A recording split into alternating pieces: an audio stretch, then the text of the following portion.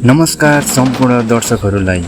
हाम्रो नेपाली समाज विभिन्न धर्म, संस्कृति, परम्परा र चाडपर्वले भरिपूर्ण छ। हाम्रा प्रत्येक पर्वको आफ्नै धार्मिक तथा सांस्कृतिक महत्त्व रहेको छ। यस्तै महत्त्वपूर्ण पर्वमध्ये एक हो जनै पूर्णिमा। जनै पूर्णिमालाई नेपालका विभिन्न समुदायले फरक फरक नाम र परम्पराका साथ मनाउने गर्छन्।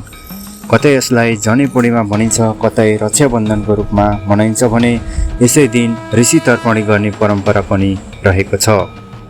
त्यसै गरी यस दिन नेपालका धेरै परिवारका विशेष परिकारका रूपमा क्वाटी खाने चलन छ। तर आखिर जनै पूर्णिमा किन मनाइन्छ त? जनै किन फेरिन्छ? हातमा रक्षा डोरो किन बाँधिन्छ? ऋषि तर्पणी भनेको के हो र क्वाटी खाने परम्पराको महत्त्व के छ? आजको यस विशेष भिडियोमा हामी यी सबै विषयमा सरल भाषामा जानकारी दिनेछौँ। जनै पूर्णिमा कहिले मनाइन्छ? जनै पूर्णिमा श्रावण शुक्ल पूर्णिमाको दिन मनाइन्छ। विक्रम सम्वत 2083 सालमा जनै पूर्णिमा भदौ 12 गते शुक्रबार अर्थात् अगस्त 28, 2026 मा परेको छ। यो दिन नेपालमा सार्वजनिक बिदा समेत हुने गरी महत्त्वपूर्ण पर्व हो। जनै पूर्णिमालाई केवल एउटा धार्मिक पर्वको रूपमा मात्र हेर्नु हुँदैन। यससँग शिक्षा, गुरु परम्परा, परिवार, सुरक्षा, प्रकृति, स्वास्थ्य र सामाजिक सम्बन्ध समेत जोडिएका छन्। जनै पूर्णिमा र जनै फेर्ने परम्परा जनै पूर्णिमाको नाम नै जनैसँग जोडिएको छ। विशेष गरी हिन्दू धार्मिक परम्परा उपनयन संस्कारपछि धारणा गरिएको पवित्र धागो अर्थात् जनैलाई यस दिन विधिपूर्वक परिवर्तन गर्ने चलन रहेको छ। जनैलाई केवल धागोको रूपमा मात्र नभई धार्मिक जिम्मेवारी र अनुशासनको प्रतीकको रूपमा लिइन्छ। जनै फेर्दा मानिसले आफ्नो धार्मिक कर्तव्य, सत्य आचरण र अनुशासनलाई सम्झने विश्वास गरिन्छ। जनै फेर्नु अघि पवित्र स्नान गर्नु, पूजा गर्ने र धार्मिक विधि अनुसार नयाँ जनै धारणा गर्ने परम्परा रहेको छ। यसले पुरानो छोडेर नयाँ शुद्ध जीवनतर्फ अघि बढ्ने प्रतीकात्मक अर्थ पनि दिन्छ। ऋषि तर्पणी भनेको के हो त? जनै पूर्णिमालाई ऋषि तर्पणी पनि भनिन्छ। ऋषि तर्पणीको अर्थ प्राचीन ऋषिमुनिहरूप्रति सम्मान र कृतज्ञता प्रकट गर्नु हो। हाम्रो ज्ञान, संस्कार, धर्म र दर्शनको परम्परा पुस्तौँदेखि गुरु तथा ऋषिमुनिहरू मार्फत अगाडि बढेको मानिन्छ। त्यसैले यस दिन ऋषिहरूलाई सम्झने, तर्पण गर्ने तथा उनीहरूप्रति श्रद्धा व्यक्त गर्ने परम्परा रहेको छ। हामीले आज प्राप्त गरेको ज्ञान केवल हाम्रो आफ्नै प्रयासबाट आएको भने होइन। हामीभन्दा अघिका पुस्ताले संरक्षण गरेको ज्ञान, संस्कृति र परम्परालाई हामीले अगाडि बढाइरहेका छौँ। त्यसैले ऋषि तर्पणीले हामीलाई आफ्नो गुरु, शिक्षक, ऋषि र ज्ञानका स्रोतहरूप्रति सम्मान गर्न सिकाउँछ। रक्षा डोरो किन बाँधिन्छ? जनै पूर्णिमाको अर्को महत्त्वपूर्ण परम्परा हो रक्षा डोरो बाँध्ने। यस दिन पुरोहित वा परिवारका ज्येष्ठ सदस्यले हातमा पवित्र डोरी बाँधिदिने चलन प्रख्यात रूपमा चलेको छ। धार्मिक विश्वास अनुसार यो डोरीले मानिसलाई नकारात्मक शक्ति र विपत्तिबाट रक्षा गर्ने प्रतीक मानिन्छ। यसलाई केवल धागोको रूपमा नभई शुभकामना, सुरक्षा र आशीर्वादको प्रतीकका रूपमा पनि बुझ्न सकिन्छ। डोरी बाँध्दा परिवारका सदस्यहरूबीच प्रेम, सद्भाव र एकताको भावना अझ बलियो हुन्छ। त्यसैले यसको सामाजिक महत्त्व पनि निकै ठुलो छ। रक्षाबन्धन र जनै पूर्णिमा। जनै पूर्णिमाको दिन धेरै समुदायका दाजुभाइ तथा दिदीबहिनीहरूबीच रक्षाबन्धनको परम्परा पनि मनाइन्छ। दिदीबहिनीहरूले दाजुभाइको हातमा राखी वा रक्षा सूत्र बाँध्ने र एकअर्काको सुख, स्वास्थ्य र दीर्घायुको कामना गर्ने चलन छ। यसले परिवारभित्रको प्रेम र सम्बन्धलाई अझ मजबुत बनाउने काम गर्दछ।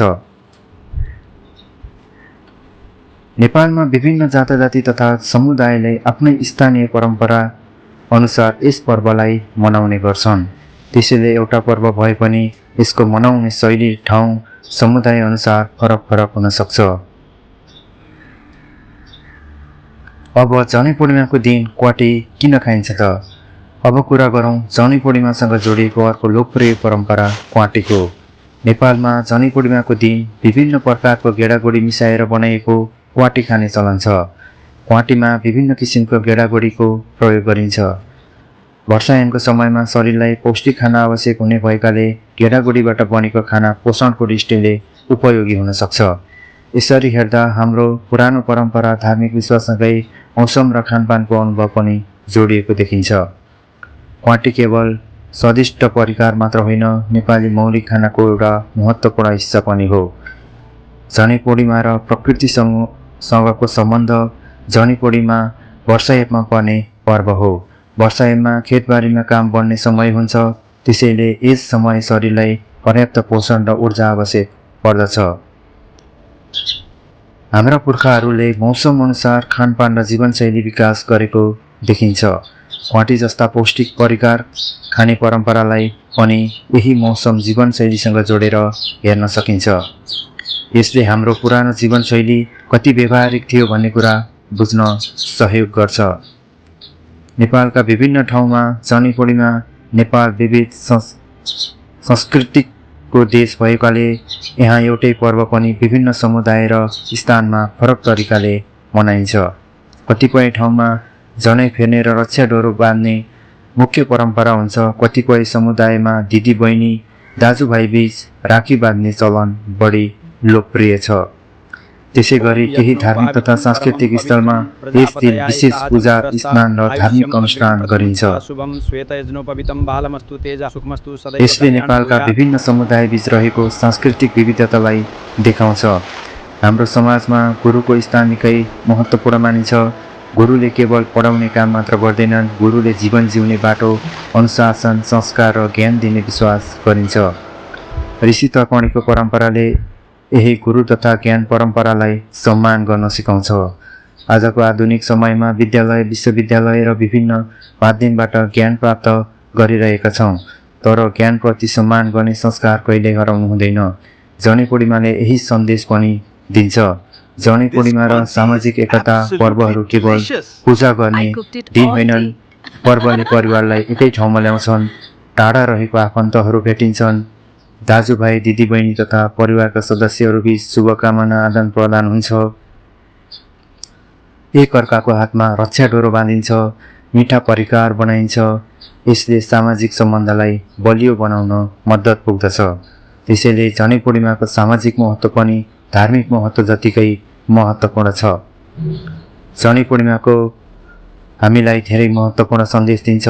पहिला ज्ञान र गुरुको सम्मान गरौँ, परिवार तथा आफन्तबीच प्रेम र सद्भाव कायम गरौँ, आफ्नो संस्कृति र परम्पराको संरक्षण गरौँ, प्रकृति र वातावरणको सम्मान गरौँ। परम्परा अन्धविश्वासका रूपमा मात्र होइन, यसको सामाजिक र सांस्कृतिक अर्थ बुझेर अगाडि बढौँ। एउटा महत्त्वपूर्ण कुरा, जनै पूर्णिमा, ऋषि तर्पणी र ऋषि पञ्चमीलाई एउटै पर्व मानेर बुझ्नु हुँदैन। जनै पूर्णिमाका दिन ऋषि तर्पणी गर्ने परम्परा छ, तर ऋषि पञ्चमी छुट्टै तिथिमा मनाउने पर्व हो। त्यसैले यी दुई पर्वको नाम मिल्दोजुल्दो भए पनि तिथि र परम्परा भने फरक छन्। यो कुरा हामी सबैले विशेष रूपमा बुझ्न अत्यन्तै आवश्यकता छ। जनै पूर्णिमा हाम्रो धार्मिक, सांस्कृतिक र सामाजिक जीवनसँग गहिरो रूपमा जोडिएको पर्व हो। यस दिन जनै फेर्ने परम्पराले जिम्मेवारी र अनुशासन सम्झाउँछ। ऋषि तर्पणीले ऋषिमुनि तथा ज्ञान परम्पराप्रति सम्मान गर्न सिकाउँछ। रक्षा डोरीले सुरक्षा, शुभकामना र सम्बन्धको प्रतीक बोकेको छ। घाँटीले हाम्रो मौलिक खानपान र मौसमी जीवनशैलीको सम्झना गराउँछ। त्यसैले जनै पूर्णिमाको एउटा धागो फेर्ने दिन मात्र होइन, यो ज्ञान, संस्कार, परिवार, संस्कृति र प्रकृतिलाई सम्झने विशेष दिन हो। जनै पूर्णिमा 2083 को पवन अवसरमा सम्पूर्ण नेपाली दाजुभाइ तथा दिदीबहिनीहरूमा सुख, शान्ति, समृद्धि र सुस्वास्थ्यको र पारिवारिक सुखको हार्दिक शुभकामना व्यक्त गर्दछौँ। यदि तपाईँलाई आजको भिडियो जानकारीमूलक लाग्यो भने भिडियोलाई लाइक गर्नुहोस्, तपाईँको विचार कमेन्टमा लेख्नुहोस्। यो भिडियो आफ्नो परिवार तथा साथीभाइहरूलाई पनि सेयर गर्नुहोस्। यस्तै नेपाली संस्कृति, परम्परा, धर्म, इतिहास र जानकारीमूलक भिडियोको लागि हाम्रो च्यानल सुनिल डेली अपडेटलाई सब्स्क्राइब गर्न नभुल्नुहोला। फेरि अर्को नयाँ भिडियोमा भेटौँला। धन्यवाद। तपाईहरू सबैजनालाई जनै पूर्णिमाको हार्दिक शुभकामना।